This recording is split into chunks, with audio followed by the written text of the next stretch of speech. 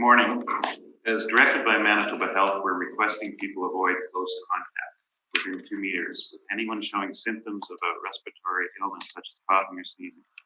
If you are experiencing flu-like symptoms, we're requesting that you excuse yourself from the room.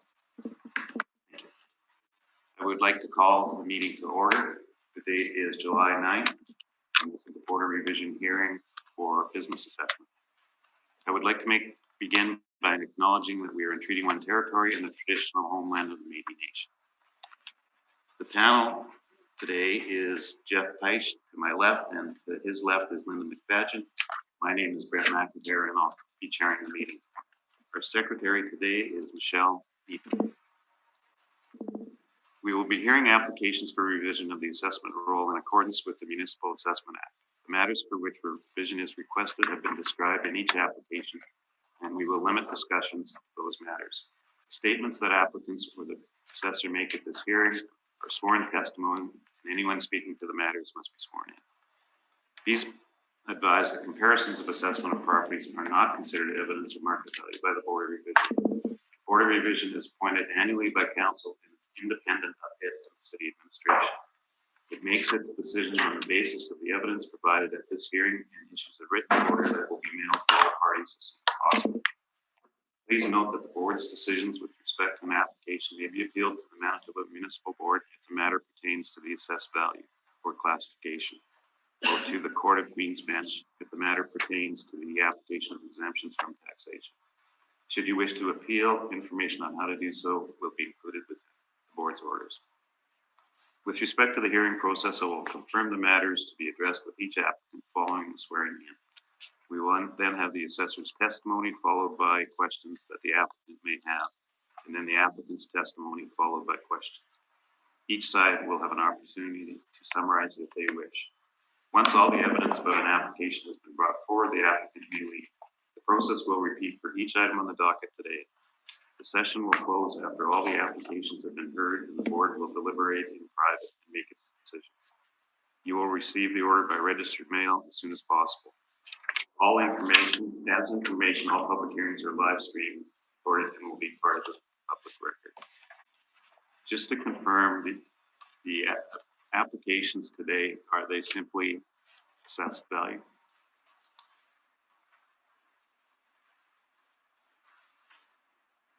Rather than me having to go through each individual record.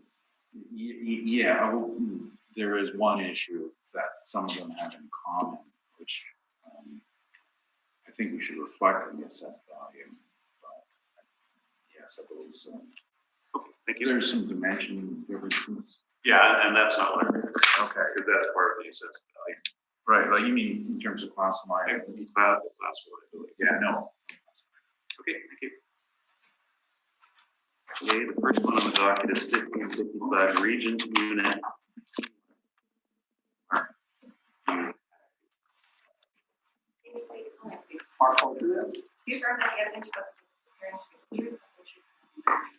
I do.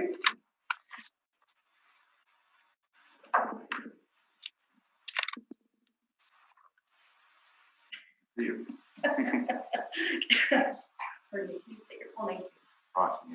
Do you affirm that the evidence you're about to give this hearing should be the truth, full truth, and nothing but the truth?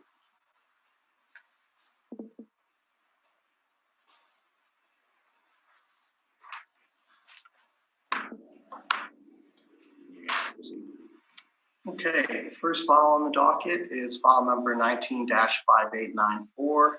This is a 2020 business assessment appeal, an April 1st to 2018 market value reference date. The address is Unit T1, 1555 Region Avenue West, and the business assessment ID 31580. The business in there is Shaw Cable Systems. Total annual rental value under appeal, $45,060. Total area of the premises, 993 square feet. And occupancy costs are applied to the full area of the premise for a total annual rental value of $45,060. We do have some information in regards to the subject lease.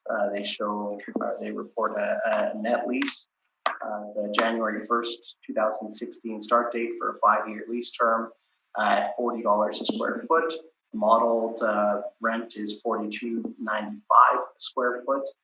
And the process for looking at rents within the mall would be to look at not just one singular unit, what other units similar in size and usage. These are retail locations. The comparables that I've provided are also retail locations. And there is a range in regards to the rental rates that are reported by the owner of the mall for these premises. So the low end of the range, $42 a square foot, and high end of the range for a similar sized unit at $75 a square foot. So the $42.95 does fall well within the range. In fact, on the lower end of that range, therefore we're asking that the annual rental value be left as it is. And that is my presentation. Thank you. Now, I noticed, Rocky, that there was no brief submitted for this. Yes, there's 3 here today, and Shaw Properties, and it was an internal issue, and with can't give you the whole story, but anyway, I had a meeting with Shaw yesterday morning, so there was some may have been some internal issues, so I didn't have. I couldn't submit anything. But we're back on track. I think it's shorter here. So you want confirmation? No, actually I have some questions and a suggestion. Okay.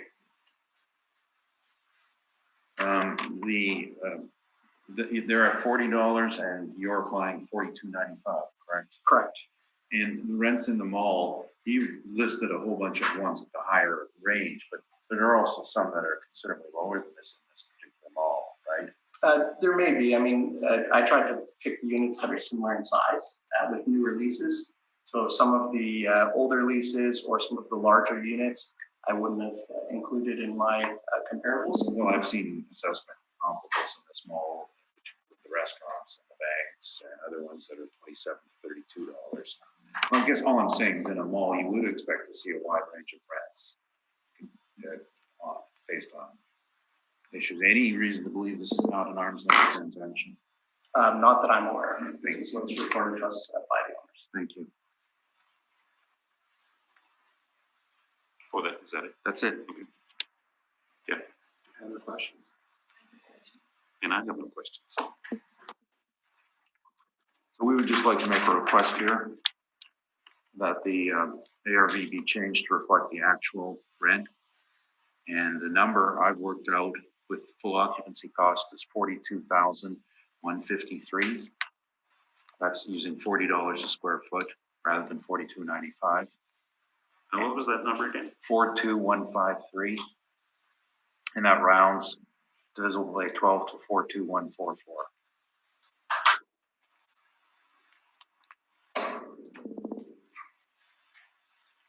Okay, thank you.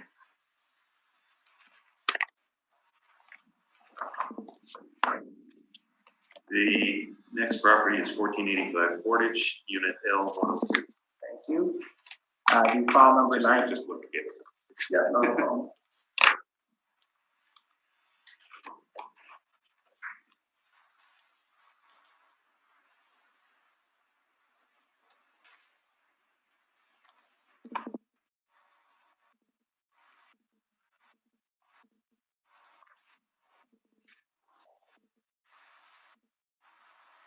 Michelle, it seems to keep going back to the hearing yesterday.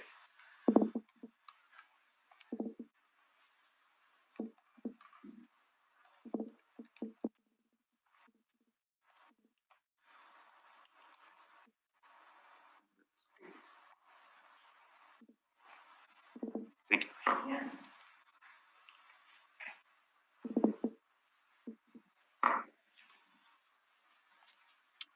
Okay, Mark, you can proceed. Thank you. File number 19-5893. Once again, 2020 business assessment, April 1st, 2018 market value. The unit number L102 at 1485 Portage Avenue. Business assessment ID 53532. And once again, we're dealing with a Shaw location. The total annual rental value under appeal, $119,460. We have 1,499 square feet of leasable area here. Modeled rent, $77.26. Occupancy costs applied to the full area of the premise. We do have a subject lease showing a net rent at $70, signed March 1st, 2018, so just prior to the reference date, 5-year lease term. And the rental comparables, again, within the malls, we try to look to similar size units of the same use. There is a range in regards to the rents. The low end of the range for the comparables that I've presented here is $70, as high as $130. So again, a wide range in the mall, as we've kind of talked about, is there is a range, and we don't look to any one lease when we're doing our modeling. Hence the difference between the actual and the modeled range, but it's well within the range, and we're asking that the annual rental value be confirmed at the $119,460. Thank you. Thank you. Okay. Same questions as the last one. They're paying $70 and your ARV is $77.26. Correct. Okay.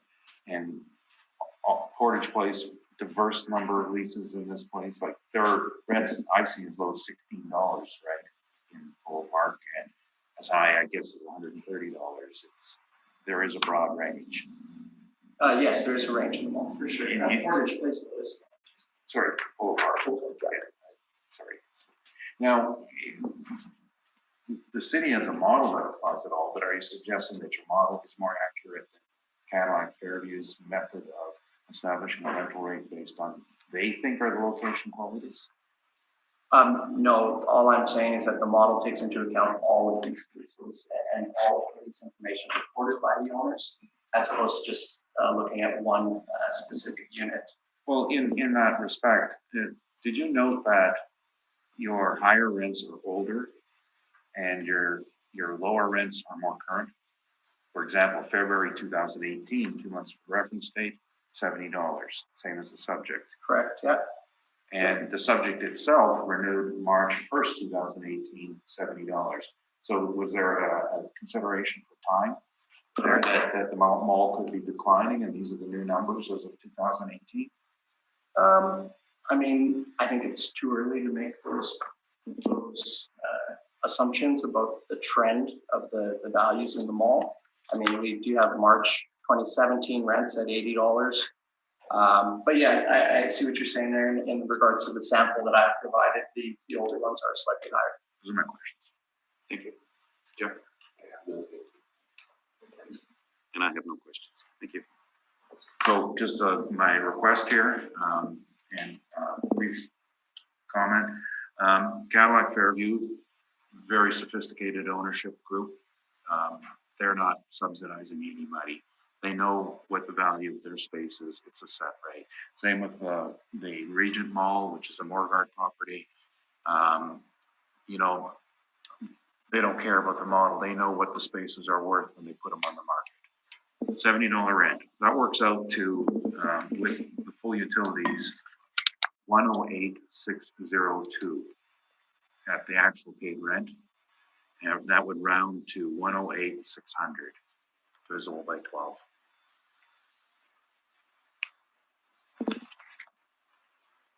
Thank you.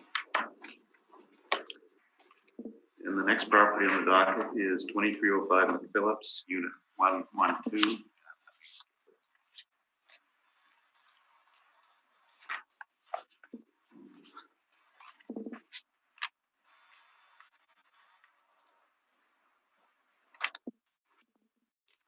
Michelle did it again. Here. Thanks.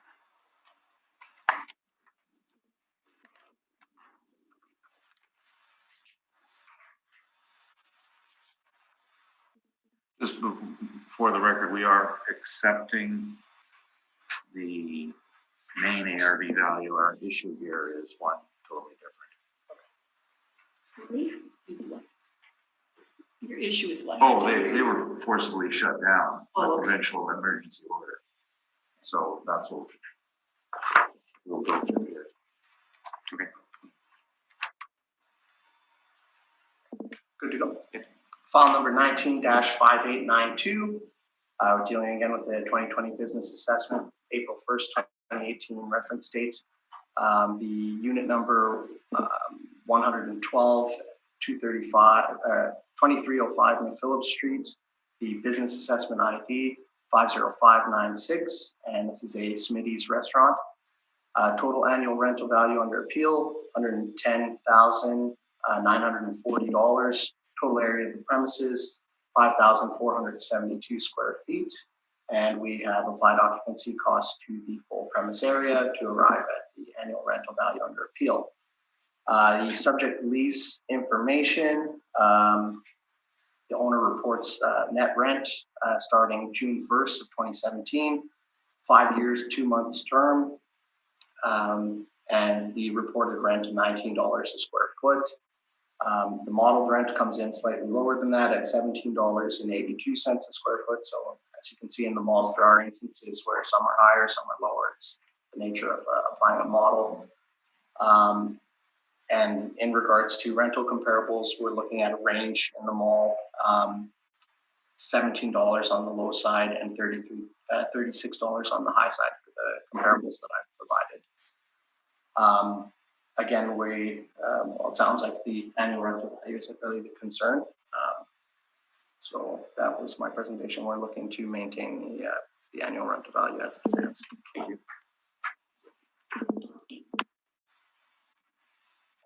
No questions. No questions? Yeah. I have no questions. So the rental value is 110,940. Yeah.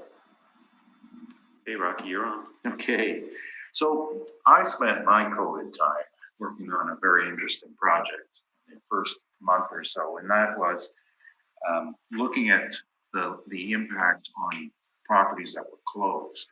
And fortunately, many of my friends in the legal profession were available as well. So we did a great deal of discussion on this matter. And so the concept is, if the province forcibly shuts down a property, should they be paying taxes? Now, the debate there went as to concept of market year versus physical year, and the degree upon which control was exerted on an individual property. What we ended up deciding was that we're going to request that all properties that were forcibly closed should not pay business taxes during that time period. As for the property tax issue, that will likely be a 2023 issue, where we'll look at the financial impact, because that's the way the law reads. So, what we've undertaken during this process is we started with contacting the assessment department, who had a very funny response. They said, no, they're still all open for takeout. That's what they said. And I responded, because one of the properties I mentioned was our own office on Broadway. We were forcibly not forcibly, we were voluntarily shut down. I just responded and said, we have not delivered a single pizza during this time period. So but we knew the assessment department was not going to make a change. Then we talked to Councillor Klein, who was sponsoring the bill. I think his bill is very, it's a good thing he's doing. I think that his range is a little bit limited. I don't even know where it's sitting right now, but he wants to waive the taxes for any freestanding independent restaurant who is shut down. Basically, I don't think you can do that. I think you have to focus on who is ordered to shut down, not who you'd like to look at. And Councillor Orlico was put in charge of the business issues, dealing with businesses affected by COVID, and we contacted him. And he never really got back to us. We knew the city was doing a deferral. That means you still pay your taxes, deferral.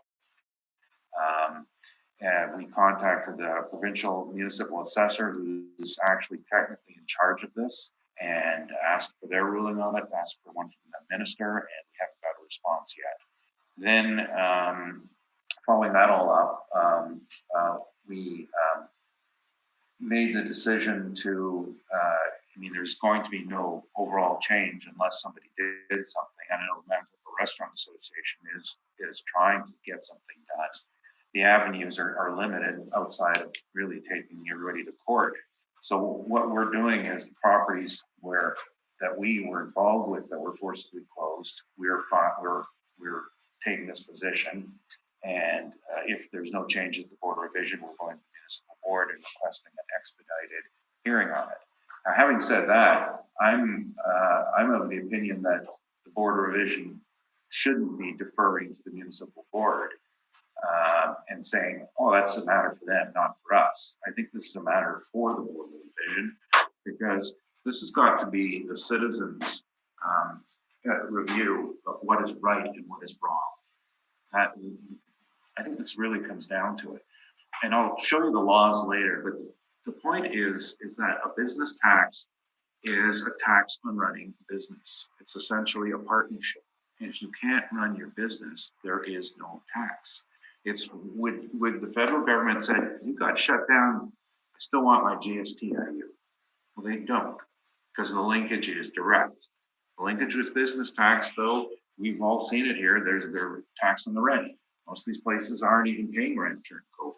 I know this place isn't.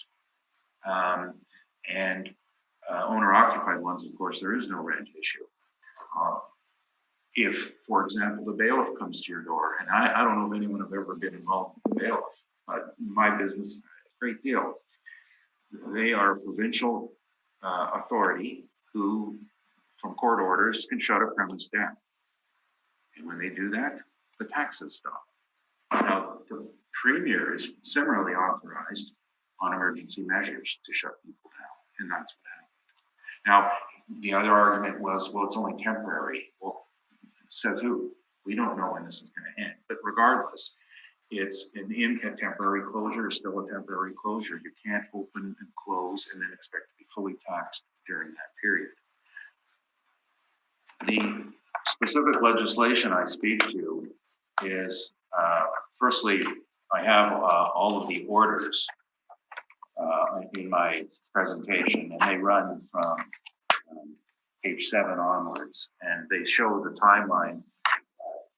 The first order is actually proclaimed March 20th, but it was broadcast March 17th. I know that date because on March 16th, I took takeout from the keg, and my wife said, no, let's do it tomorrow. And I said, I got this hunch that tomorrow isn't going to be good. Sure enough, March 17th was the shutdown. But the lifting of restrictions, most restrictions, was June 21st. And a lot of operations haven't been able to open despite that, or opening at much reduced capacity.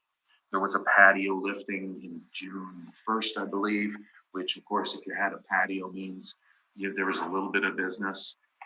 Smitty's does not have a patio to my knowledge, but regardless, you're still substantially closed. You change the highest and best use as well. And that's something we'll be looking at on the realty side when we get back to it, is if you have a specific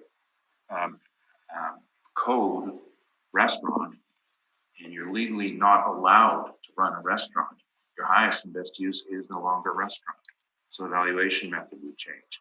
Now, as to business tax, like I said, there's a direct link between the city is a partner in the operation and takes their cut. And it's as simple as that. And if you don't have a business, you don't get your cut. And businesses, now everybody knows, everybody's been hard pressed by COVID. You know, the city's going to be running deficits. The provinces announced theirs yesterday. The federal government announced their deficits. Businesses are running similar losses. All businesses. I think we all experienced that over the last. I'm just rehearsing this. I'm just about done. Are you going before the minister? I can try this. I want to see how this plays out. So, and by the way, this is my last point anyway. We have certain businesses, certain governments who think that because they lost money, that they must be able to recover this, either through maybe higher taxes. Some people have announced higher prices on items. I think that's disgusting. We all got impacted by it. Nobody's obligated to subsidize somebody else's losses. We're all going to have to take the hit. I mean, I know I did. I'm not looking for someone who may give me more money to make up for my lost revenue. And the city should not be getting that either. Now, the laws are on page 4. Page 4 is the City of Winnipeg Charter.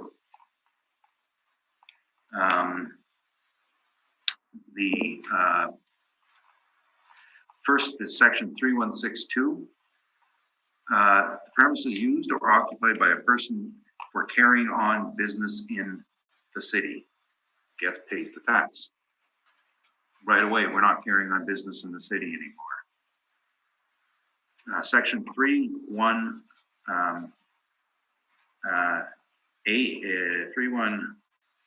geez, I lost this already. Can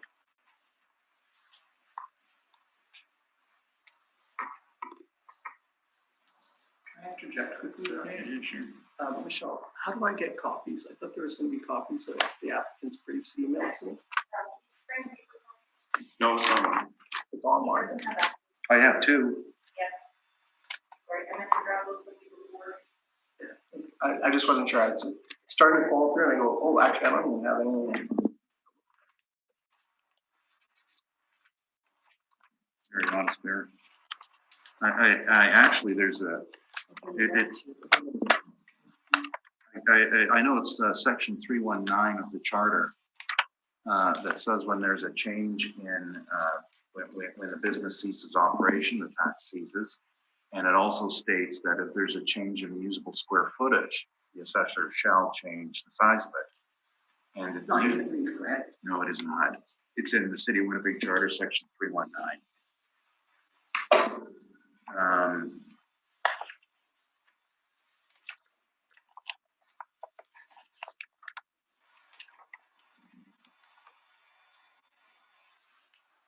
And those are the legal reasons on that request.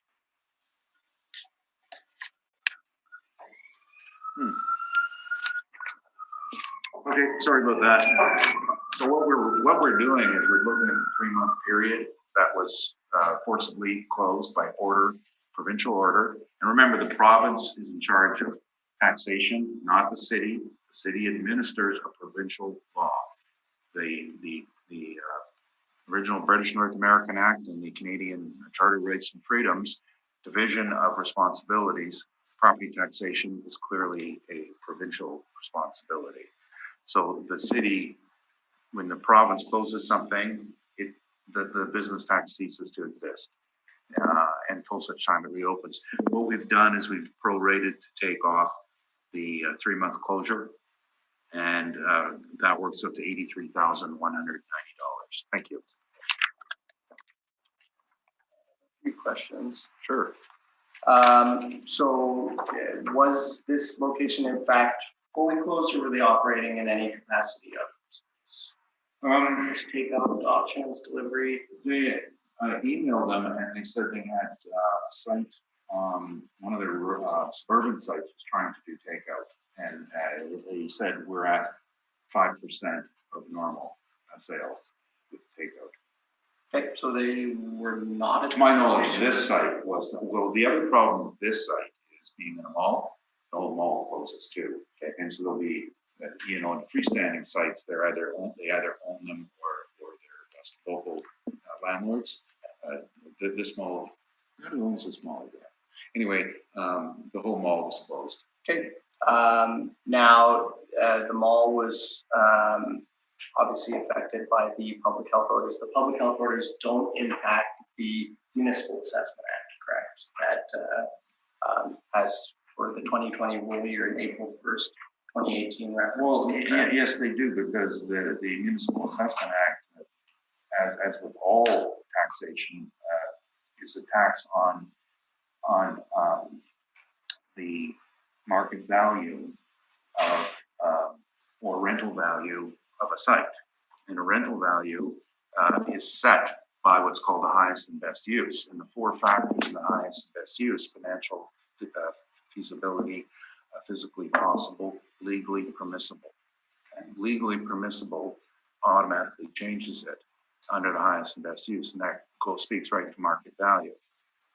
It's much like if you can't tax farmland as an office, even though it's headquartered in Maine, if they're actually farming it, because the highest and best use at that point we get a zoning change is farm. And so that's called police power in as a restriction on the legal rights on a property. The technical is actually called police power. So when it's exercised, then it changes. It's the same as if the zoning was changed, or the building inspector came down and shuts you down, or the bailiff shows up and padlocks your door. These all fall into that same exercise. I guess to rephrase the question, Yeah, okay. the reference date has not changed here. Well, April 1st, 2018, we're talking about economic conditions that are, right. That's not this is not an economic condition. This is a physical factor that changes.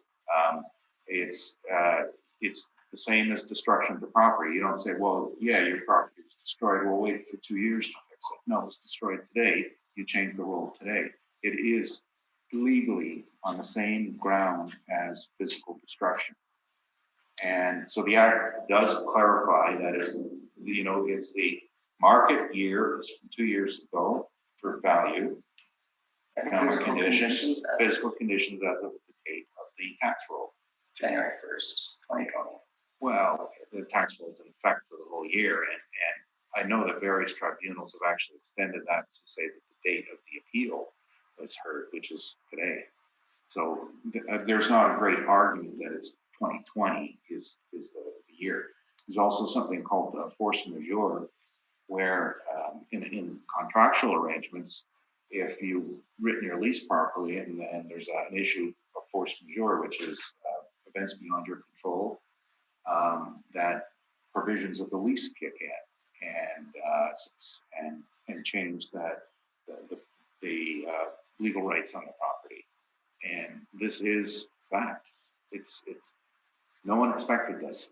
Okay. Now the physical location did not change at all in the 3-month period. We're not talking about a lease being altered or changed. I'm not sure what their lease situation was, but that would be a market 2018 factor. Okay, so now when we're looking at this stuff, we look at the full year of data prior to the reference date.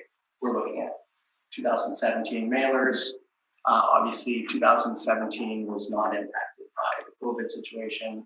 And going forward, when we look at subsequent reassessments, the reference date will change, and then we'll capture some of that data in our analysis. Yeah, sure. Right? For market value as it relates to realty tax. The business tax is separate from that. It's a tax on occupancy. And the Municipal Assessment Act does differentiate between market years and physical condition. They haven't physically vacated this space at all. Yes, right? they have. They've removed all their No. items. The business, the act specifies the business. Doesn't specify fixtures and equipment. The act says business. The business was closed. That's the, there's no, you don't need extra special steps. There have been several people on businesses that I work with who actually physically permanently closed and put their buildings up for sale.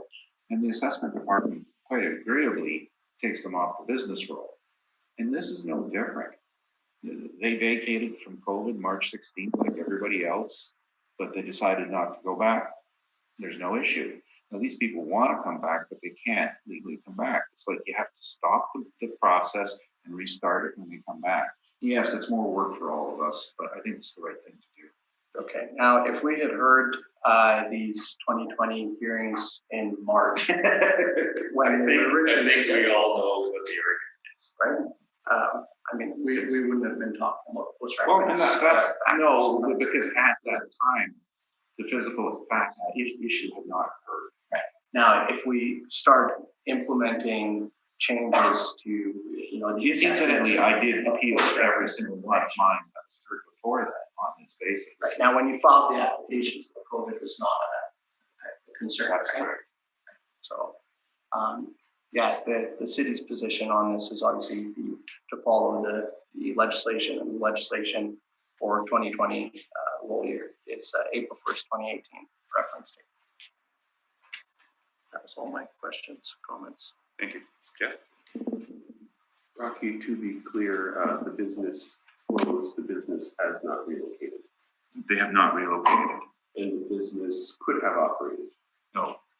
No, between March 20th and June 21st, they legally were not allowed to operate. In what capacity? As specified in the provincial orders. So the first order,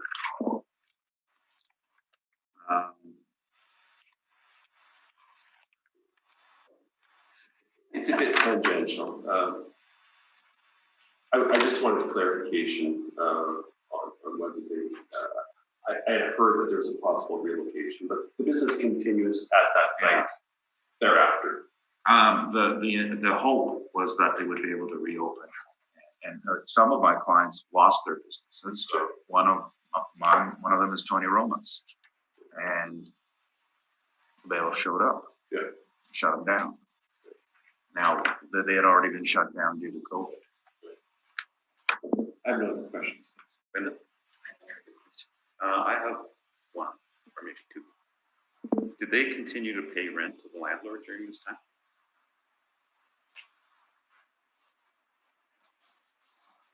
I'm not entirely sure. I didn't ask the question. And I haven't read their lease, whether they have any clause on there. Escape clause or whatever? Well, as I said, a force majeure clause, and whether or not that's interpreted as them not having to pay rent. The other question is, if the landlord took the economic package, then the tenant can't be evicted in Manitoba, even if they don't pay rent. So a lot of people were doing that.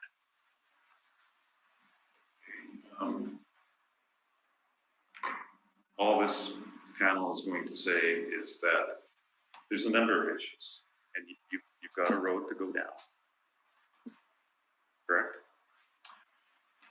I had planned this out, yes, sometime back, and my concern here is that there are, and I'm not speaking specifically of this property, but I'm working with about 60 or 70 businesses, small businesses.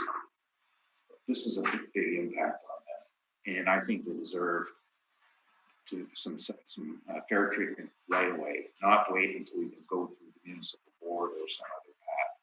And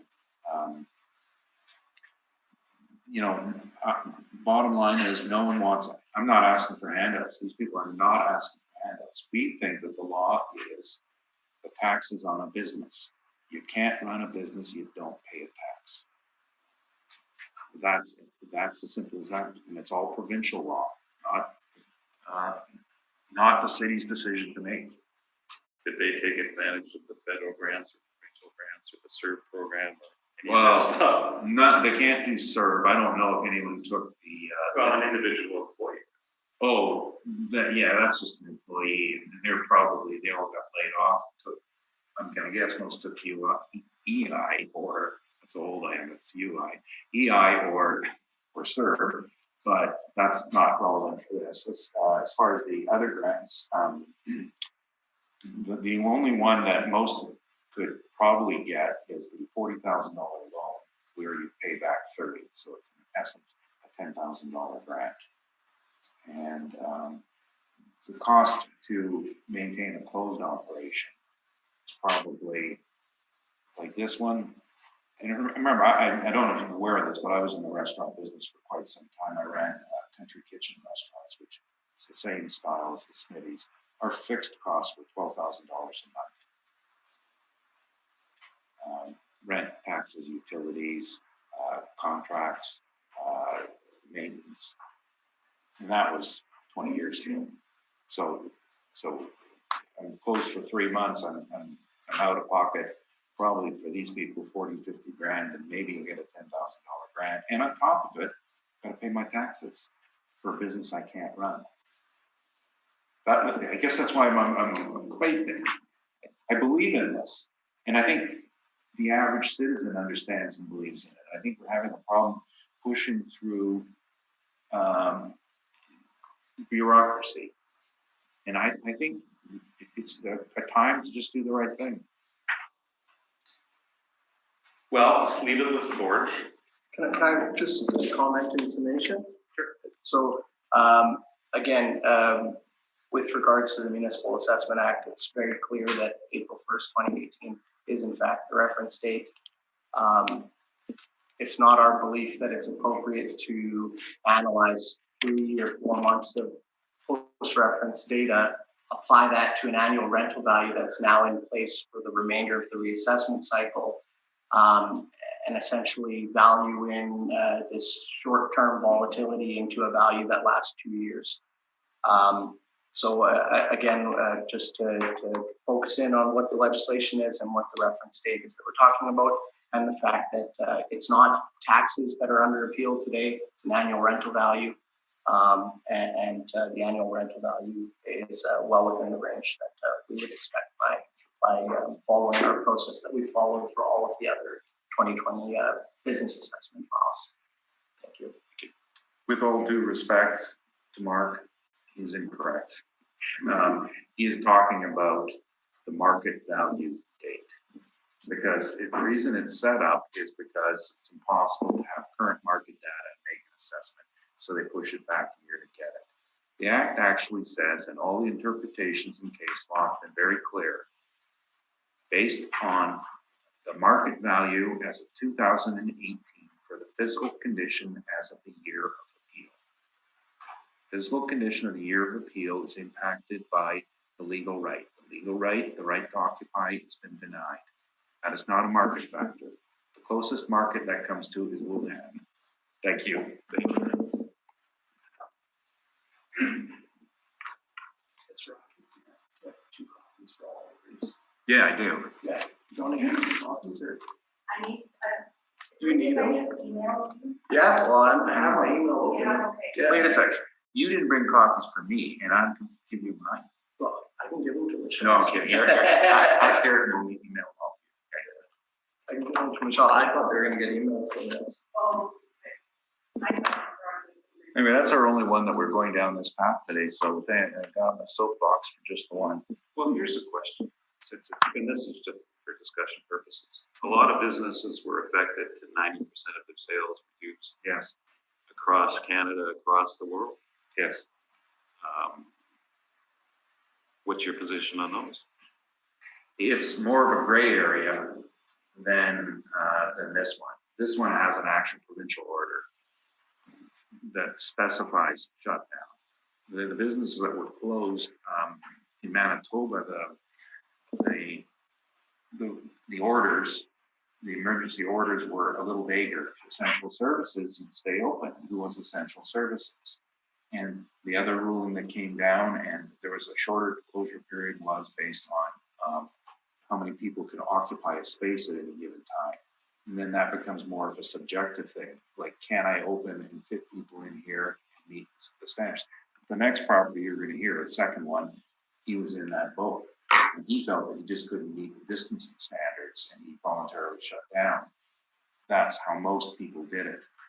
The big difference, and the only ones we're pursuing, are the ones where the emergency order said you must close. And that's restaurants.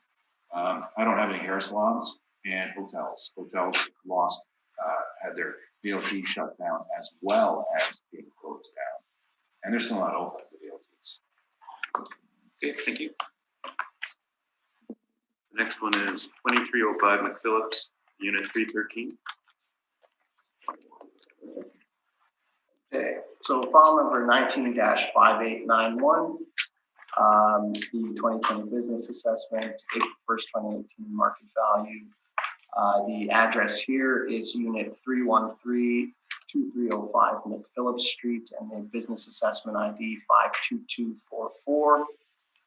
Again, we're dealing with a Shaw Cable Systems, total annual rental value under appeal $40,260. We do actually have a recommendation on this file. The recommendation does come from the agreement that was made with the ownership of the mall on the realty for 2020. And that was based on a reduction in the rental rate. So what you see here under the subject bid, and then you see the subject there, 676 square feet. The new rent is $28.45, applied to 676 square feet. Occupancy costs applied to the area in full for a revised annual rental value of $20,880. And again, there's a range of comparables as low as $23 and as high as $55. So that's the recommendation, to lower the annual rental value to $20,880. Thank you. Because we're accepting the recommendation, I do have a comment to make, because it's kind of interesting how it relates. This is the same mall as the Smitty's, and this is a pop-up site. What they do is when the space is available, they take it for 3 months at a time and rent it. And it's during the periods when they want to have a heavier marketing presence. They open, they close, they open, they close. So I'm just thinking about the business tax, and you get taxed when you're open, not when you're closed. This is just for a different reason. But anyway, thank you. It was a very fair recommendation. Okay, thank you. Jeff, any questions? Linda? And I have no questions.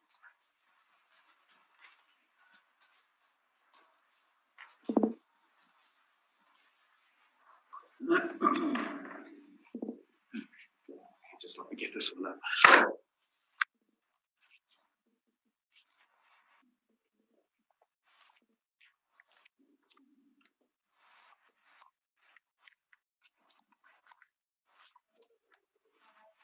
Oh, sure.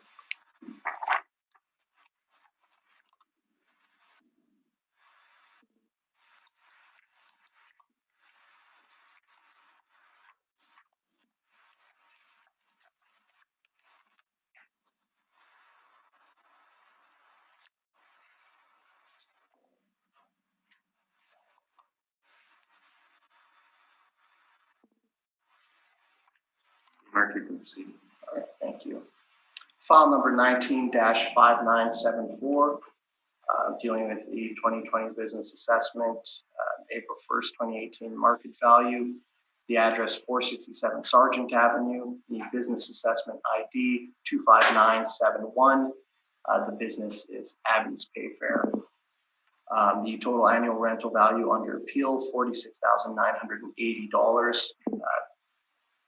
There is a recommendation on this property that comes from the realty arrangement. There was a basement area that was previously valued that was removed.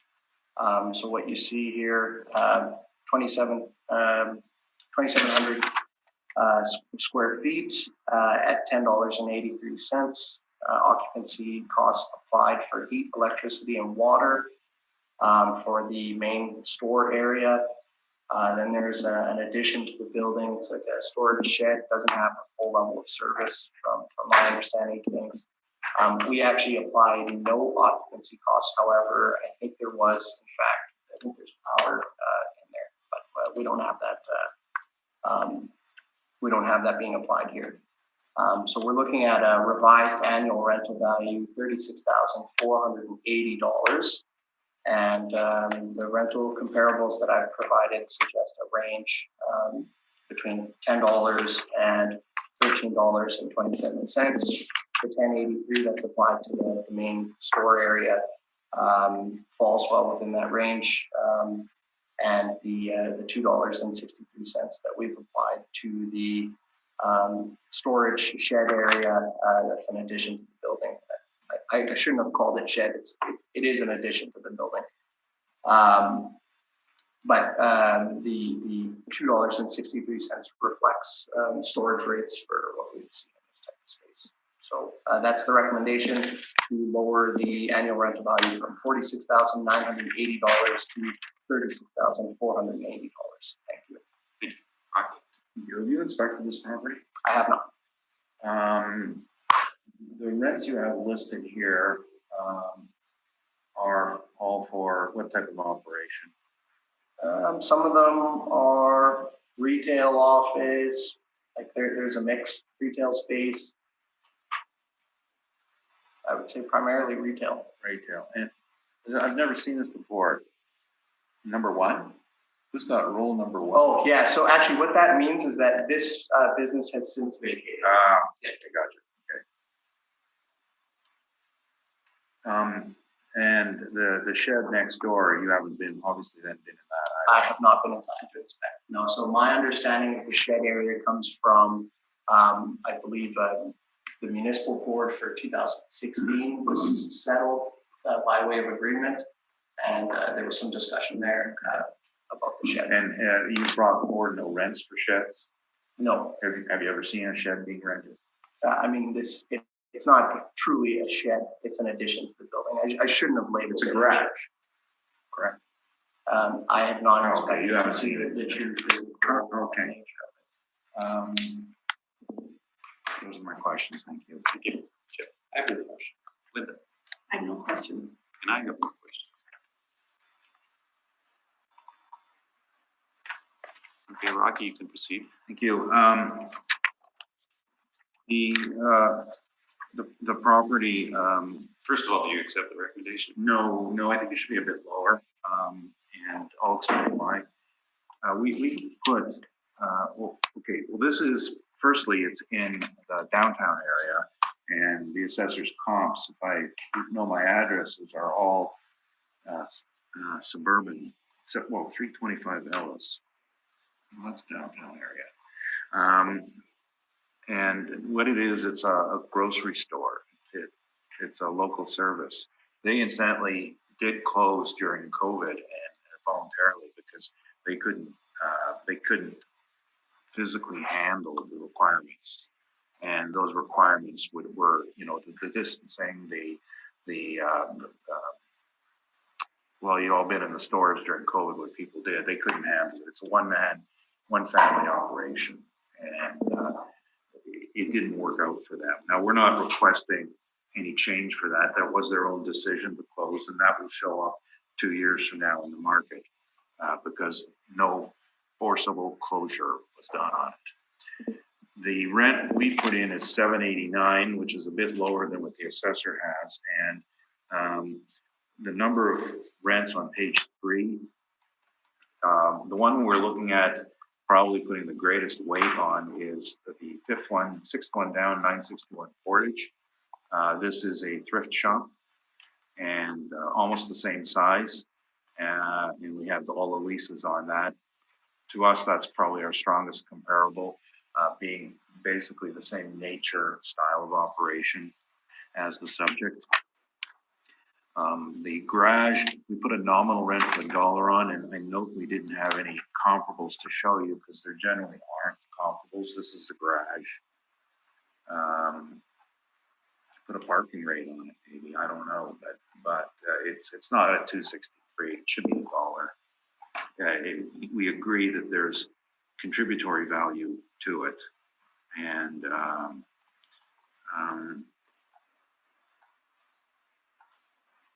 the costs, I think we are in agreement on the costs. So those are my two issues, is that now pictures, page 2, been in there many times, inspected it.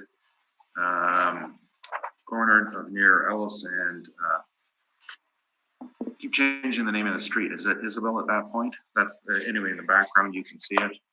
And page 4 is the interior pictures. So at the top is the meat counter and the bottom is the general store. So we're not talking about high quality, very low quality. That's my presentation. So I'm looking for 27,600, to be clear. Okay. 20 seconds. Or thereabouts. Okay, so the COVID closure shown on the brief, you're not. No, we're preparing all of this and then trying to figure it out later. And I think what we see is the defining boundary is, were you forcibly closed? And they weren't. Okay. They are essential services. Okay, I have no further questions. Thank you. Okay. How is it that your rent comparables 961 Portage is better call it the 96 Sherbrooke or 88 Sherbrooke. Well, Other than they're sort of slightly smaller square foot. okay, 88, you mentioned which one did you mention? 96 Sherbrooke and 88 Sherbrooke. Oh, 96 Sherbrooke, my concern with that is the source of the information. As you can see, that was from the city of Winnipeg. And 88 Sherbrooke was, again, the source of it was the city of Winnipeg. And you're going to hear 88 Sherbrooke in about 2 minutes, and you'll see why we disagree. It's also a pharmacy, 88 Sherbrooke. And so it's a quality issue. Let's see. Okay, no other questions? Linda? I have no further question. And I have. That concludes that property. The next one is 88 Sherbrooke. All right, file number 19-5977. We're dealing with 2020 business assessment, April 1st, 2018 market value. The address is Unit B at 88 Sherbrooke Street, and the business assessment ID is 53561. This is the South Sherbrooke Health Center and Pharmacy.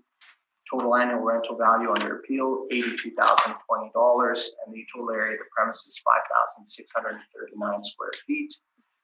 The model applies a rent of $12.09 and occupancy costs to the full area for heat, electricity, water, and air conditioning.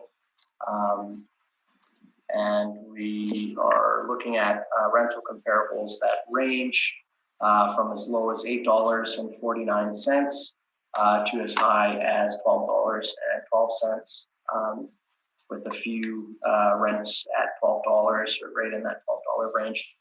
The $12.09 from the model is within the range here that we see, and therefore we're looking for the annual rental value to remain unchanged. Thank you.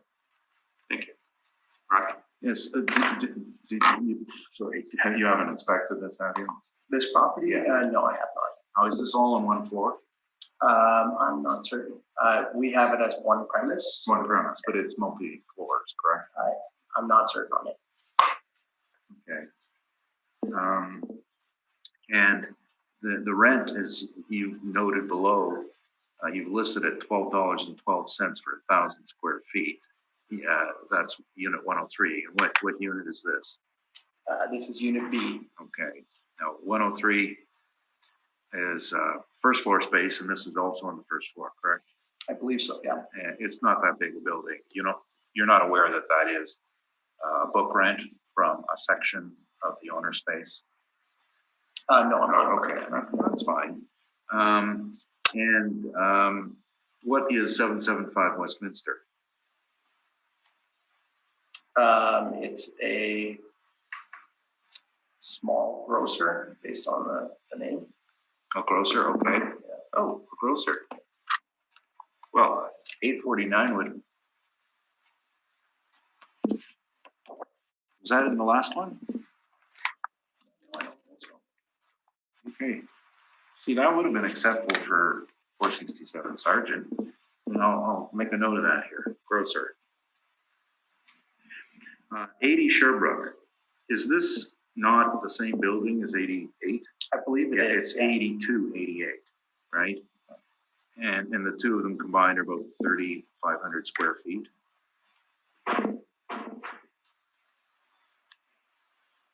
Are you asking Yeah. these two premises? That's a math. These two units? It's a math question. Sure. Sorry. Okay. Those are my questions. Thank you. Thank you. Jeff? No questions. Linda? No question. And I have a question.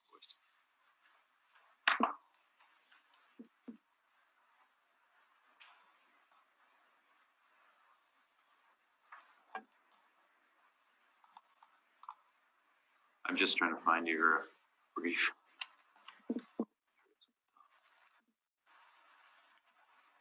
Okay, Rocky, you can proceed. Thank you.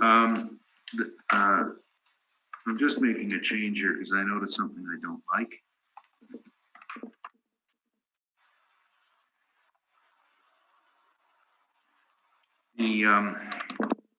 This is the first and part of the second floor of 88 Sherbrooke, and the pharmacist here now owns a building, and he purchased it from the former owner, who was my ex-accountant, and he was a tenant in the building and bought the building.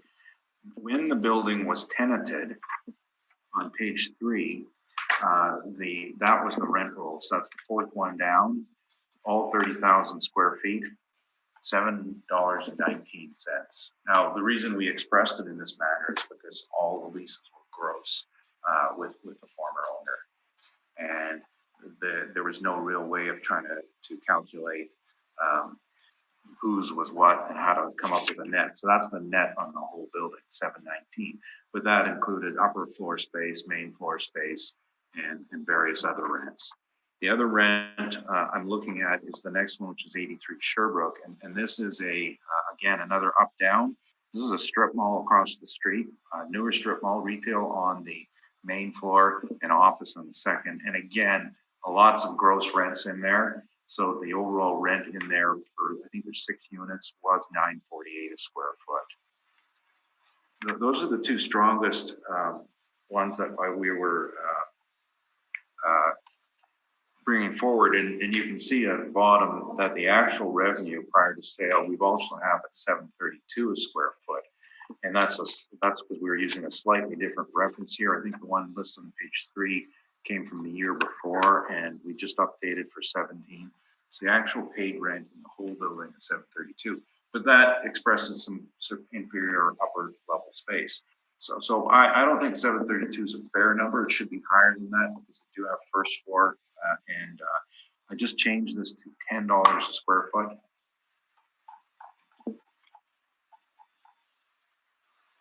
I have been in the building. So $10 a square foot, the base rent would be $56,390, and that changes the requested ARV to 70206, rounded. And I don't know if I figured out my rounding right here. I think I slipped a digit. Hang on, I'll try this one more time.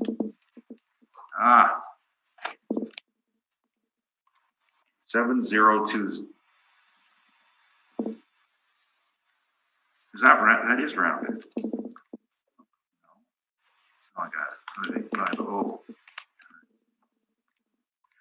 70200. 70,200 rounded.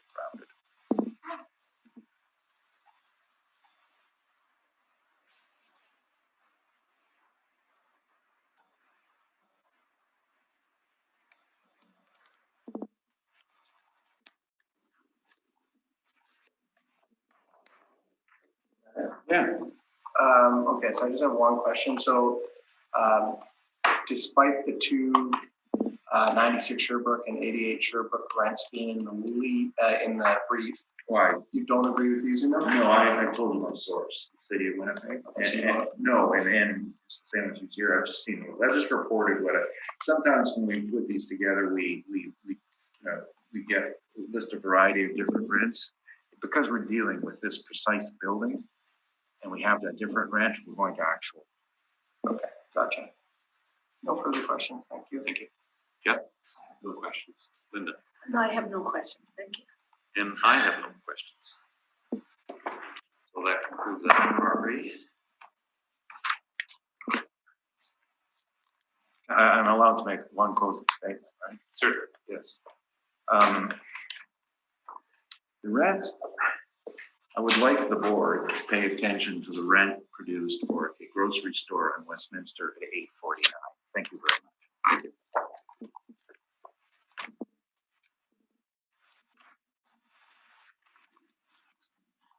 Maybe for that other grocery store.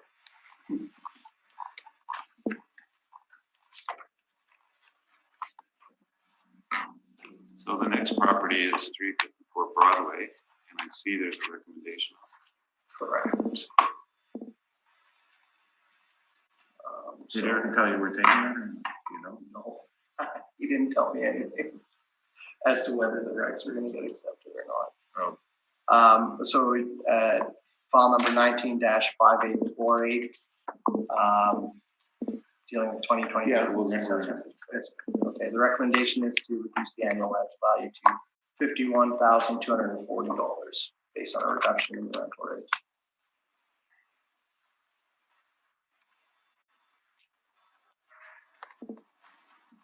Let's flow through from the realty.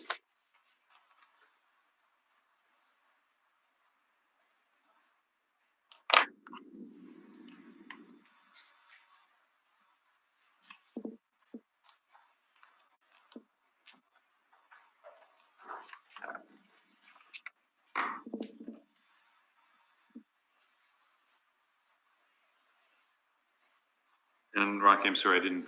Yes, we're You're accepting. accepting. Yes.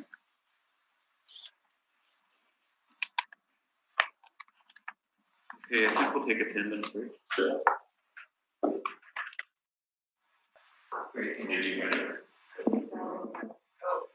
Thank you. We'll call the meeting back to order, and the next property is 650 Raleigh Street in Mark. All right, file number 19-5847, dealing again with 2020 business assessment, April 1st, 2018 market value. The address here is 650 Raleigh Street. Business assessment ID 509, and it's the Royal Sports location. Total annual rental value under appeal is $101,340. Total area of the premises 9,500 square feet. As you can see, we've got 7,500 square feet at $9.42. That's for the main retail area of the store. And then we have storage space, 2,000 square feet at $3.70 a square foot. Occupancy cost has been applied to the full area for both premises, resulting in the annual rental value of the $101,340. The rental comparables that I've provided range in regards to the rents as low as $10 and as high as $19.50. I tried to find stuff that was similar retail in size and in the area, but it was difficult. There really isn't a whole lot of retail on Raleigh. But the range there is from $10 to $19.50, and we're coming in lower than that on the model price. So we're looking for the total annual rental value to remain unchanged. Thank you. Thank you. Rocky? Have you inspected? I have not inspected this property. Do you have any idea what the quality of this mezzanine is? No. So all I can see from my notes here is that it's tagged as a C6 tenant class, which we label it for storage. Okay. The comparables you brought in, sorry, back up, John. The building, its location on Raleigh, would you say that that's rather an anomaly in the retail world? Any other retail on Raleigh? Like I said, there's not a whole lot on Raleigh. It's actually an industrial area, correct? There are industrial properties that surround. Polar Windows is to the north and EH Price is to the south. Okay, and those are manufacturers. Correct. And the building itself is what's called metal pre-engineered industrial? I believe so, yeah. Okay. Your comparables, these are traditional locations and construction for retail? Correct. The 2,000 square feet, you're aware that the last, at least in my records here, I have 2012, 14, and 16, it was either not on there or had been removed at hearing? Yeah, you mentioned Okay. just prior to this. Thank you. There's my own questions. Thank you. Jeff? I have no questions. Linda? I have no questions. Yep. Okay, Rocky, just let me get this on.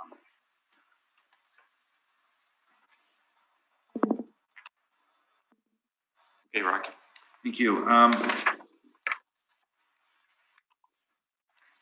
For some reason, I can't find my 2018 assessment information, and I'm wondering if we actually even filed an appeal or that was missed that year.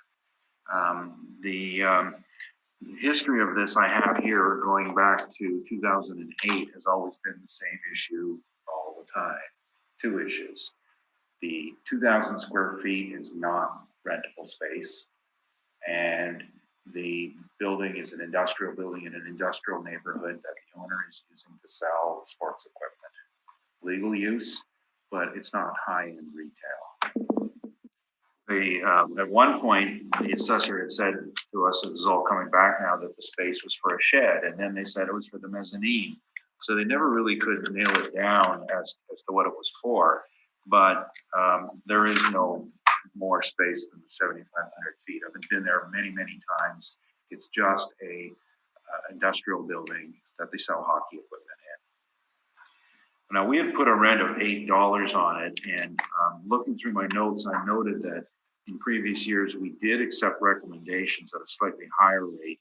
That the number I had here from the previous 4 years ago, was 84,600 on a recommendation. And that recommendation removed the 2,000 square feet and lowered the rate on the 7,500 square feet. So that was 84.6. Again, I don't know what happened last year. The workup we had worked out at $8, but we're also content with just purely removing the excess non-usable space. It's not to code. It can't be used for retail. It shouldn't be taxed. And that would come to $89,040. And so I'm making a verbal change here to 8. Is that divisible or not? 89040. Yes, it is. Yes, it is. And so we would accept the assessor's base rent of $942 with nothing else on the premises. And incidentally, yeah, so this kind of had me thrown here because I'm looking at, they have air conditioning on this. So this is not the shed in the back. This would be someone, there's a display mezzanine. And what it is, it's John, the owner, used to be a mailman, post person, built a 2x4 racking system with a ladder to get up to the top to have a higher display area. That's not virtual space. It's just display on racking. Thank you. That's my presentation. Just one question, Rocky. The page 2 of your brief, there's an aerial photo. Yeah. So the shed you're referring to is to the left of the main building there, indicated by the red marker. Right here. Yeah. There is a shed in the back, but again, you've got air conditioning listed, so that's why I wasn't sure what you were referring right now. to. Does the business operation for Royal Sports use? No, that's rented out to other users for storage. You see the trailers there. So he's got trailer parking, okay, and a communications tower. So Royal Sports doesn't use that. Okay. And most of his storage is done at 750. No other questions. Thank you. Thank you. Yeah. Just a clarification on the 2,000 square feet, not rentable. It's above the premises, or you talked about it being a mezzanine or a display area. I don't quite understand. Right. It's, well, you see, we don't know what it is. The assessor is supposed to know what it is. And this has been going back in time. There is a sort of a walkway, catwalk, more like in a prison where the guards can walk around and shoot down prisoners, that sort of thing. But as men, it's just on 2x4 on display, and getting up there and hanging more things on there. There's the shed in the back that Royal Sports doesn't use it. He's got incidental rent, which is reported on his mailers to for other people for storage. So that's why it's always been taken off. And I'm guessing. Mark, if you knew for certain what it is, I'd give you the right answer. I haven't been in there, unfortunately. So I can't say for certainty. We have applied occupancy costs. So usually that would indicate there's service there. See, here, Jamie Fugere took it off, and Doriga, of all people, took it off. I think I have one here. Yes, she was her recommendation to take it off, and then I have one here with Howard McCubbin. He took it off. But you're not certain on 18, correct? They were all 3 of them were recommendations. I for some reason I can't find the appeal file. I'm wondering if the file. Thanks, Ed. And no further questions. So just to keep this clear, the shed in the back is not part of this. Rented to somebody else. The 2,000 square feet is the mezzanine. I don't think. If It's within the main building. it's either, like, we have 4 assessors. Wait, there's a 5th assessor in here. Well, I think I could help you out. Okay, well, are you allowed to testify? I'm sure you've been in there. I can't remember. Okay, we'll discuss it during deliberation. The evidence presented before you is nobody seems to know what it is.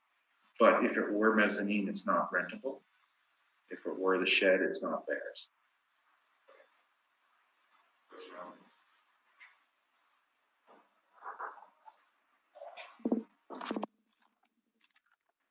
Yeah, we haven't been able to do inspections since this building. Yeah, but I'm just wondering if there was notes made since there was this space that's been taken off. Oh, wait, I found the 18. Okay, sorry. Mel Chambers agreed to it. It was 15-1. And I don't know whose initials. That's Ed DeRoche. Who that is. That looks like an increase, actually.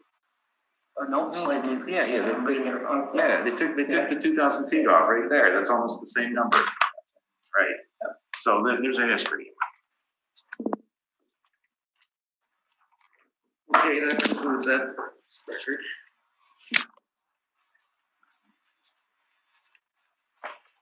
Oh, Dutchin took it off once too. That's 6 assessors I'm getting you. So it's 5-1.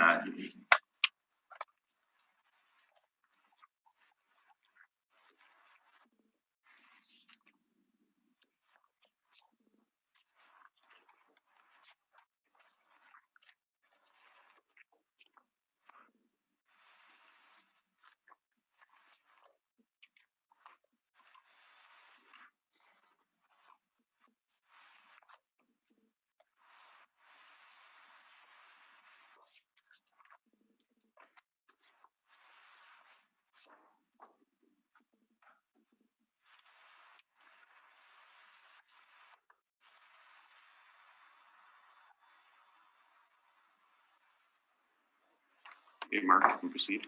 Sure. We're dealing now with file number 19-5846, 2020 business assessment. The address 750 Pembina Highway, the business assessment ID 32336. It's again a rural sports location. Total annual rental value under appeal $285,300.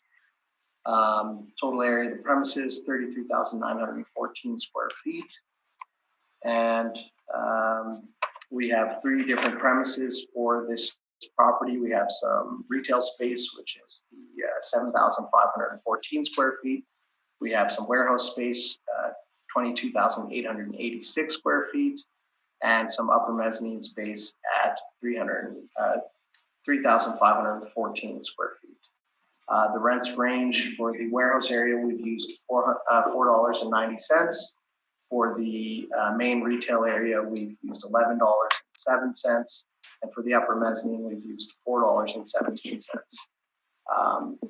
You can see that the warehouse area has not been, they put 1 square feet. I'm not sure why it's like that, but they don't apply full occupancy for the air conditioning there. Otherwise, all of the occupancy costs have been applied. Rental comparables, I tried to draw from retail along Pembina. I did use one on Stafford to try to find larger retail space, as this is over 30,000 square feet. There is a bit of a range in regards to what you see in the rental rates, as low as $8 a square foot and as high as $13 a square foot. The rents that are applied, main retail rent $11.07 falls within that rate, and the warehouse and mezzanine rents aren't unreasonable, although I haven't provided comparables for warehouse space. But yeah, I think that basically the city would be looking here for no change in the annual rental value. Thank you very much. Thank you. Rocky? Have you been in this building? I've only attended this building in a personal capacity. So the warehouse section in the back is, of course, a former automobile service garage. Correct. And the section you've got as, the second section, 700 feet, that's the former front showroom for the automobile dealership? Mezzanine space? No, the 7514. Yeah, that's the retail space. Right, and that is the showroom. Then where is the 3,500 square feet located? So we have it as upper mezzanine space. Right, where, like there's two sections in the building. And I'm just trying to figure out. I can't recall. It's been quite some time before I've since I've been in there. Okay. There's an upstairs office above the showroom, correct? Or do you know this? Again, I have it as upper mezzanine space, whether it's an office or not. Sometimes you do see office space on a mezzanine area. Wouldn't be unreasonable to think that. And, okay, and does this assessment for the entire building?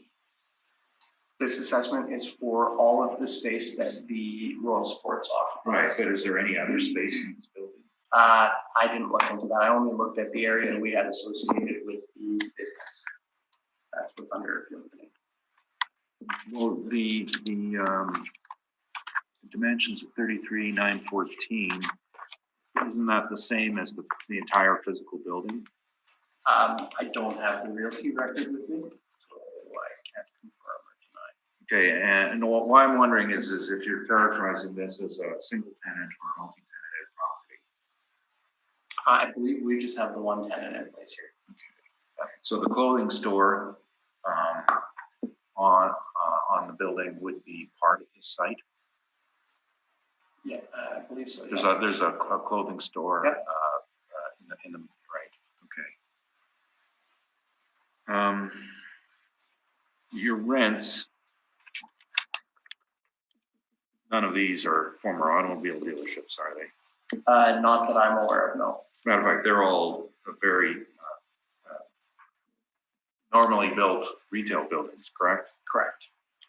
And 1729 Pembina, is this this is in the mall where the thrift store is in? Correct. Is that the thrift store? Correct. Okay. And there's one of the oldest, that is the oldest lease there. Right. And 580 Pembina, is that Pembina, I think it's called Pembina Crossing, where there's the Tim Hortons is up front and the Domo station. Yep. Okay.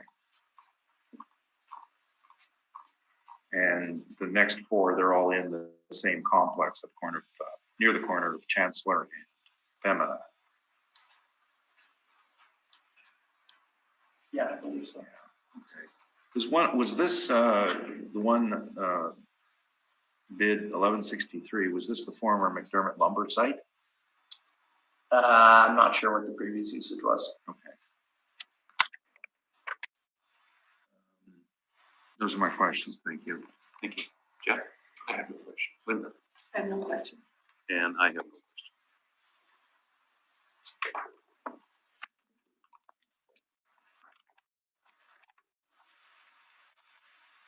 Rocky, you can proceed. Thank you. So first of all, for the realty hearing, the property due to quality was changed to land value only. And what's important about that is that that it's a quality issue. It's depreciated to the point where anyone who's been in there knows that this is not retail, high-end retail space. It's not even close to it. This is the 50-year-old definition of a retail warehouse, where you actually walked into the dirty old warehouse and not the modern Costco version of a retail warehouse. This is very, very low quality. Now, the area that the assessors brought forward is the whole building. And we took off the section, which we thought was about 3,500 feet for the clothing store. Now, I'm not entirely sure that where this lies, because it is operated by the owner's daughter. And I'm not sure though if she has a separate business name or if she's just operating under his business name in separate premises. So because I haven't brought you any evidence, I'm just I wanted to add that back in. And that explains the discrepancy in our space. And it's a mix of space in that unit, which has some upper level, and the office. I've been in there numerous times, and I gotta say the upstairs office is probably in worse condition than the old auto repair shop. It's being used for storage, and I said earlier, but where's the storage for Raleigh? It's all over 750 Bevan. That's where they store their products. It's the same family-run operation, and they actually had the old King's Theater on Portage Avenue, and spent at least $10 modifying it to bring it to market. They weren't spending money on it. They took over buildings that had inferior quality, and they're selling sporting goods, and that's their business model. So we applied a rent on the back portion at $4. It differs slightly from the assessors, but it would be a very basic industrial rate, and $8 on the front, which is a very low-end range retail rate. Bottom of page 3, I was flustered there when I was talking about 467 Sargent about storage rents, and we do have some storage rents, and they do range depending on quality from as low as 85 cents up to $4. And incidentally, the ones at $4 are air-conditioned office quality. Both being one on Taylor and one on Archibald. So the standard rate was $1. Just bringing that up. So our opinion is that 8 would be fair for the front, 4 for the storage, and 4 for the mezzanine. And that number is. Oh, there's my problem. These digits is dead.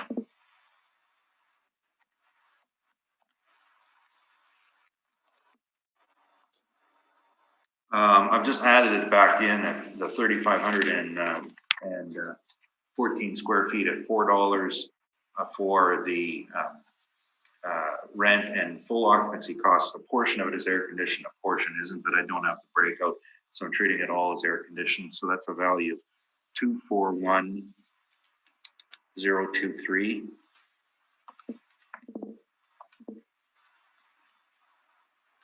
And that rounds out to exactly $240,000.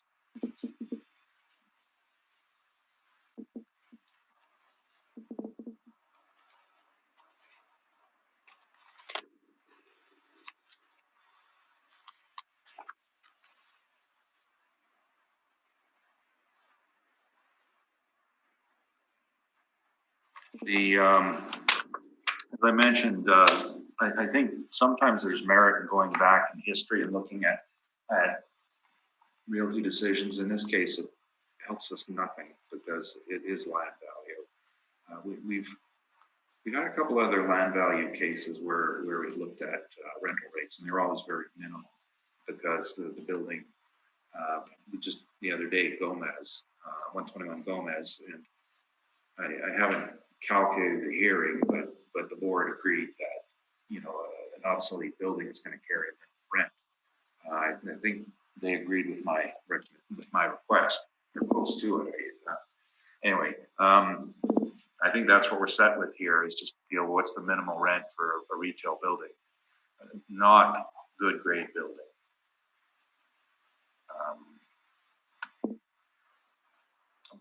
And we all those of us who worked at the old address on Pembina Highway Board of Revision got to look at that every day and watch in the winter how the ice just dammed up on top of it. And It's poor condition. It is land value. They were, but incidentally closed during COVID, and I didn't get any details on them. I don't know if they would have qualified for anything as before store closed or not. So we're making no claim on that respect. That's my presentation. Thank you. Mark? I have no questions. The point of clarifications, in this recent calculation that you've done just now, Yes, you've brought back in all of the square footage, the That's entirety of 33,914. that is correct. No other questions, thanks. I have no question. And I have no questions.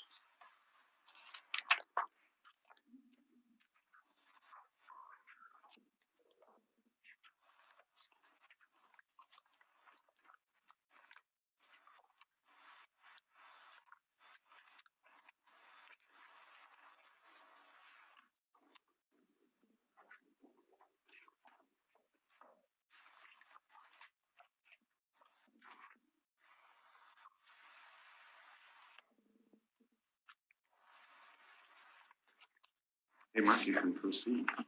File number 19-5747, dealing with 2020 business assessment, April 1st, 2018 market value. The address here, 1288 Pembina Highway, the business assessment ID of 874.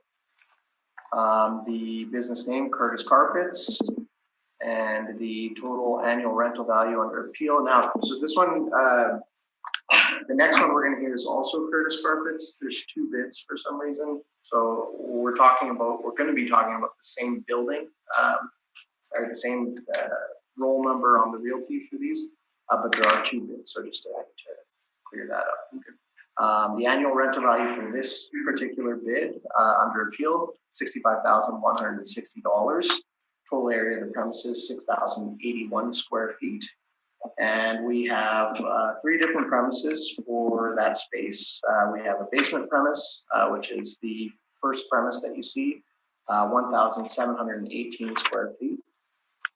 Then we have the main area, 1,743 square feet. And we have the upper level at 2,620 square feet. So again, just because there is the other bid and it's portions of the same realty roll number. We've got three premises on this bid and the remainder of the area on the other bid. In regards to rental comparables, I've got a range between $11.28 and going as high as $19.83. And again, we're trying to find retail space along Pembina Highway that's kind of similar in regards to the overall area. So again, the modeled rent for the main area at $13.65 is well within the range that we see. And when you consider the basement area and the upper level, we actually come in at a little bit lower of a blended rate for this particular bid.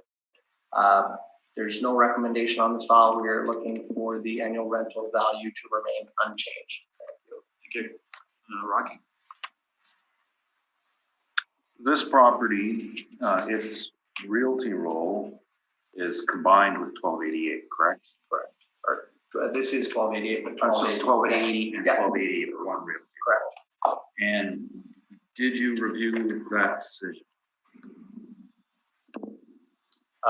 Yeah, I had a look at it.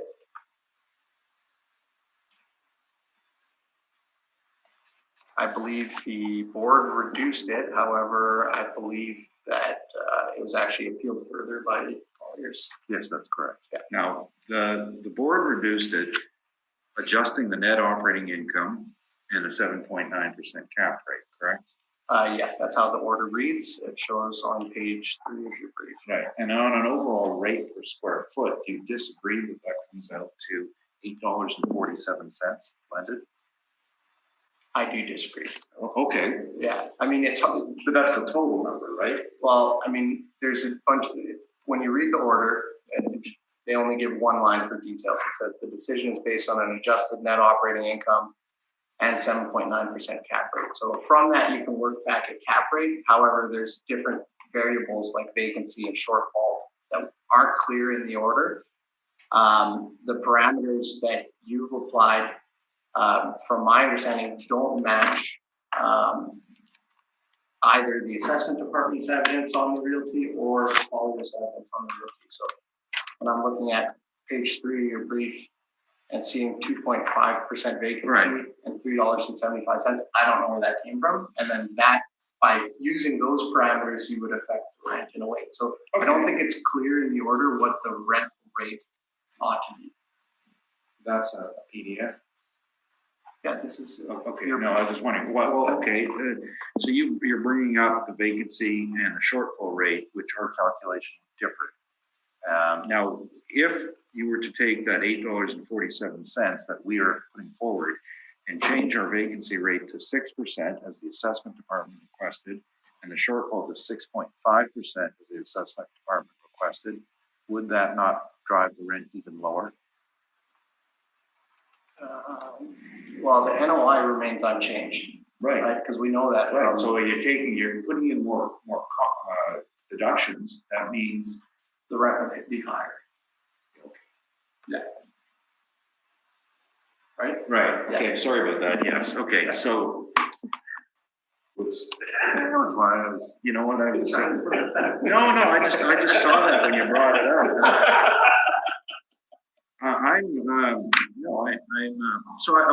So do you have a number? Had you used, the assessment department rates? Well, no, no. So our rate was, for this space on the realty, you've got a blended rate of $9.85 showing on your brief for the assessment department. Right. And I could quickly calculate it here to see. Can I ask, what are we trying to get at? I'm not Whether sure. or not we're following the order or not. And so I'm saying we did not follow the order, and I'm saying you appealed the order further. So I don't think we should try to use the order at all. That's guidance here.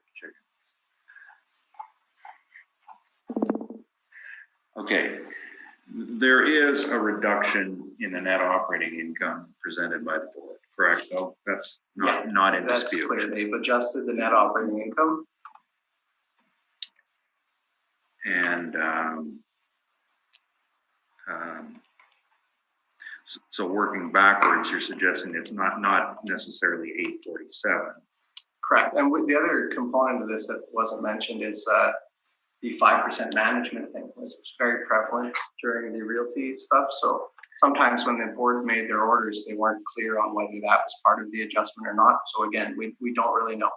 Certainly, but yes, and in the absence of a clear statement, I was certainly myself was not making any, jumping to any conclusions.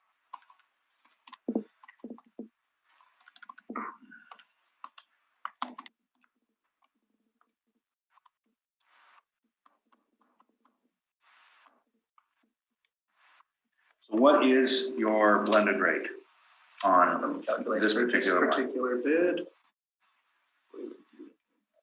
Total 65, 160 divided by 6,000. On your brief, isn't it?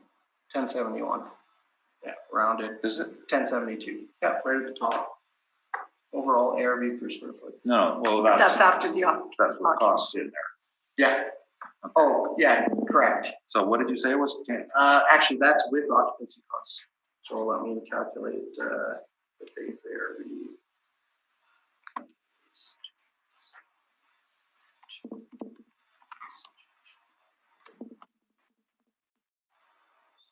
Eight is dead.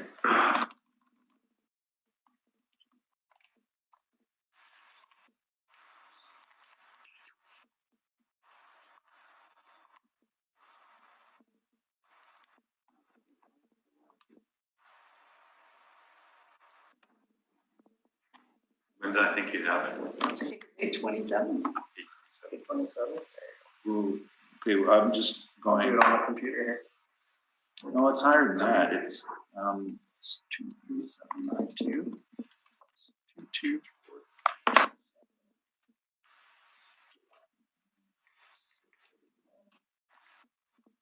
826 rounded. what are you looking at?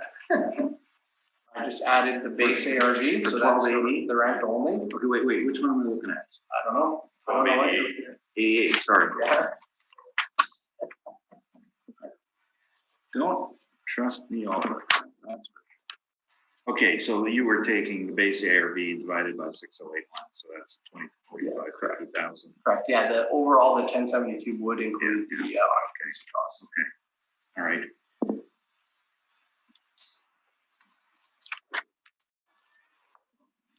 And I'm looking at 88.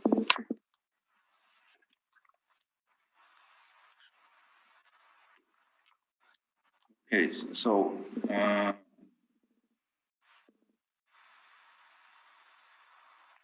1288 is what we're talking about right now, right? And your assessment is 65,160. Okay, you know what? We're going to have that confirmed now.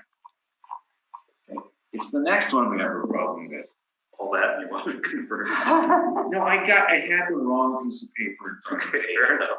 I was So we're confirming this one? confirm this one. All right. Yes. Incidentally, this is a retail wholesale operation. So retail got shut down by COVID, but wholesale continued on. Construction kept going.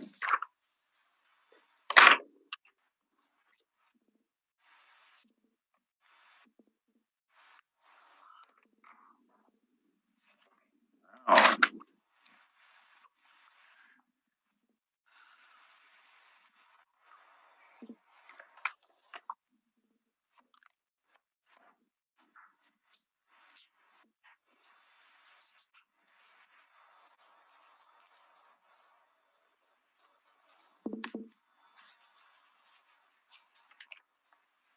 Sorry, that number again was, we had it worked out to 8. The blended rate, Yeah, blended rate. 826, I believe it was. Okay. Around 827.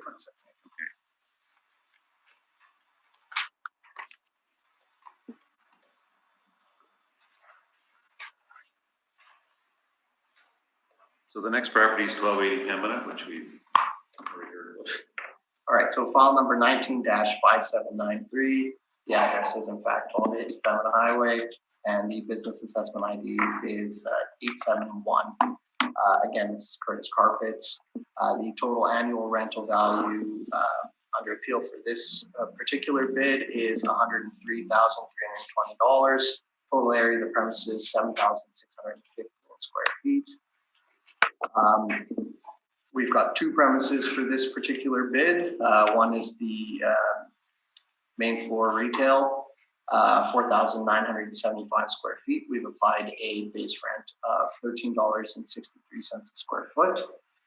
And then we've got a storage area, 2,640 square feet at $6.38 a square foot.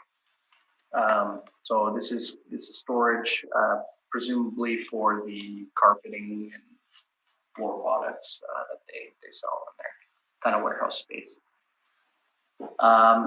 And the rental comparables, we've got a range. Again, it's the same comparables that we looked at for the previous file, but $11.28 on the low end, as high as $19.83 on the high end. And again, the modeled rents fall within the range that we would expect to see for these types of areas. And therefore, we are looking for the total annual rental value to remain unchanged. Thank you. Thank you. So this is a carpet warehouse, correct? Correct. The carpet retailer. Or retail, wholesale retail. Flooring, right. not just carpet. Yeah. And your comparables, are they similar styles of operations? Like in regards to the specific product, or whether they're retail or not. Some are retail. They're just retail sites, aren't they? Like 1220 Pembina is actually it's a buy your gold store, is it not? Correct. Which was a former bank. Correct. No carpets there. Okay. No. And the rest of them, 1605 is Pembina is probably a restaurant or retail operation. Retail. Okay. Yeah. Is there a difference for carpet warehouses versus retailers? Well, I mean, we've distinguished the storage space with a lower rent. So, I mean, yes, it is a warehouse type space within the building. We apply a lower rent. If it's their showroom floor, the retail space, we would apply retail rent. And in this case, the blended rate is $11.12, right?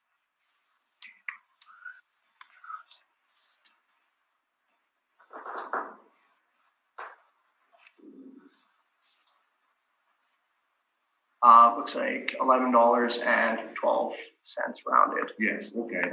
What differentiates this space from space we just heard about? Well, the model would value the space based on each individual premises area. Have you inspected these buildings? I have not inspected this property, no. And the model obviously hasn't inspected it. Well, the model accounts for the different premise areas, right? So that's a part of the Well, for example, part of this building has a mezzanine, correct?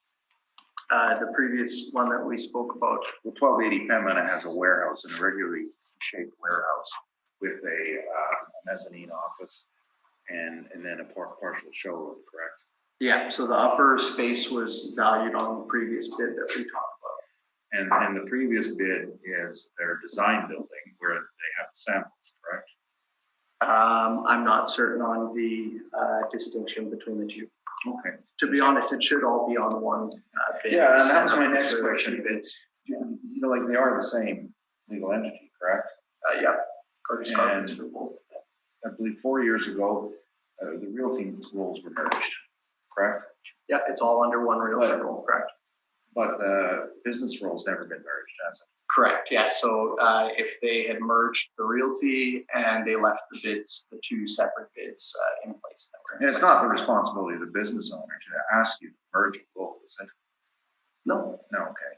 And if these rules were merged, they'd have a higher area, and would that indicate an economy of scale on the value that model came up with? it may, it's hard to say, we'd have to still see the distinguished, like there would still be multiple premises for the different tenant classes that we applied at this. Thank you, there's my questions. Thank you. Jeff? I have no questions. Linda? No question. I just have one. Sure. Is this building built all at once, like the same year? Oh, I don't know the year built on them. I know that one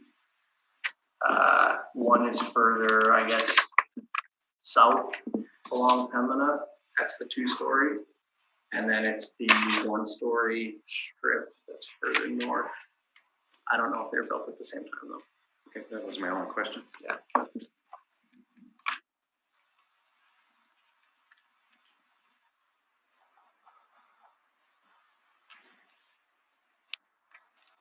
Rocky? Thank you. The building, the whole complex, I think, was in 5 different stages. The last bid we talked about was a 2-story building with a basement, and then it had an addition built onto it. And this building was built as a, I think it was their carpet storage, and then they expanded it to put, I think more display. I'm trying to remember this now, more display, and there was some working office on the mezzanine level. And it followed the, you can see from my pictures on page 2, the sections are fuzzy, but there are 5 distinct sections. And I've inspected this property, and it is, just to confirm that that's how it was built. We don't know why it's 2 rolls, not 1 roll. We don't know. Perhaps at one time, as Curtis Carpets expanded and they bought the building next door, it was never merged, and it was just left that way because they had 2 separate realty roles, and I guess they thought, why we can't have 1 business role and 2 realties? I don't know.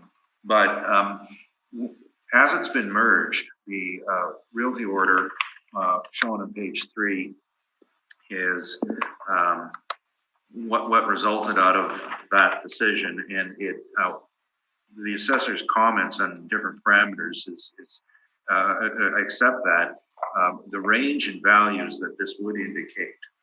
Our calculation is 847, then an alternate calculation is 913 a square foot. That's what the board decided on. You heard today that the other one is a blended rate of 827, and this one is at $11.12. The other property is superior to this property. in all quality. Now, it's just the way that the model makes stuff up that you get these differences. On a whole, they blend out at, we're using $847 a square foot. And that gives you the numbers indicated of 83,180. And again, this was not forcibly closed by COVID, as they do have a commercial operation, which was allowed to continue to operate as a REIT. The original age, 1953, I think the last edition on it was in the 80s. And my confusion is natural because when I first started working for them, they also had 1292 Pembina as part of the complex, which is the gondola pizza. So I do get confused on this, but I think I got my head straight, and 83,180 is the value using $847 a square foot for a carpet warehouse. And the comparables we brought forward are a variety of miscellaneous retail operations in and around the city. I had a perfect carpet warehouse at $7, which wasn't included in here, but regardless, we're relying in this case to follow the realty decision. Thank you. Thank you. Questions, Mark? Yeah, I do have some questions. So, you're following the realty decision. You've worked back this $8.47 rent by applying 2.5% vacancy, Right. No adjustment Right. for non-recoverables, and $3.75 short. Yeah, and I recalculated after as you were talking, and if you took a look at and you increased the vacancy, made it higher, and took the shortfall higher, my rough number is about $9.13. Okay. It's not $11. I mean, it does bring it up. Right. Okay. And when you guys were dealing with the realty, it looks like you guys used a lower leasable area. You guys didn't use the basement area, correct? That's correct. So if we were to apply that logic to the board order, would that not result in a higher rent as well? No, it might, but then you have to take off the basement area. Okay, but you're And- accepting it no, by but working back. Then take off the basement area. Take off the basement area. You're also taking off the utilities applied to the basement area. So I don't. I'm saying it ought to be included. Well, okay, but It seems like you accepted it here, but not on the. no, but again, business is different than realty. But there was some confusion on the basement area. We know that, but taking through that logic, then you've got to go back to 1288 Pembina if you want to put that forward as a viable alternative and remove the basement from 1288 Pembina. So I think the number is going to work out close to the same. Okay. So I guess what I'm asking is, without knowing for sure what the board really decided on for vacancy shortfall for 5% versus nothing for the management expense, we don't really know what the rent is. No, I think I'm giving you the range, 913 to 847 would be the arguable range. One could pick any number in there they want. But it's definitely not $11. And the first 1288 Pembina came in that almost exactly to that amount of value. And it's a superior building. So now if we took the blended rate that we applied for the previous bid at 827, and we blended it with the stuff that we're looking at now, we wouldn't be at $11, correct? Like, if we're looking at this as a whole complex. oh, it's a whole complex. Right. Okay, your blended rate is a whole complex? Correct. Oh, you're asking me on your, well, I did actually hypothetically look at that, and you're probably going to be looking at a rent of not the midpoint, be above the midpoint. So we're probably about 1025 or so. Okay. No further questions. Thank you. Jeff? I have nothing. And we will move on to the last one. 264-8. This is the last one. This is the last It is one. the last one. And let me bring it up.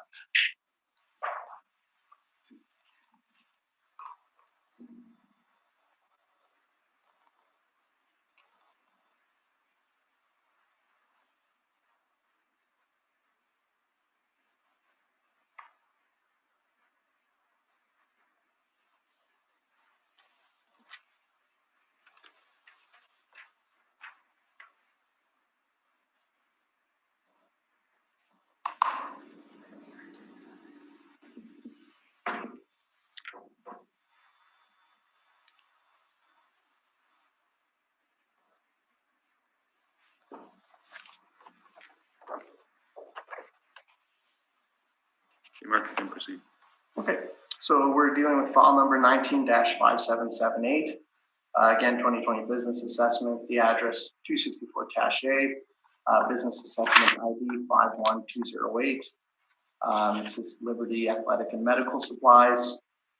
We do have a recommendation that comes as flow through from the realty. The recommendation is to reduce the annual rental value to $63,240 based on a reduction in the rent rate. Yeah, no, the issue here is not for the board. Yes, we're accepting that. The owner's contention is that these are two separate operating companies, and but the split on what space they occupy is a little difficult to draw. One occupies the first floor and part of the second, and the other occupies the other part of the second. So that's an ongoing discussion. Okay, so you accept the Yes. annual rental value? Very much. Do you have questions? Thanks. Linda?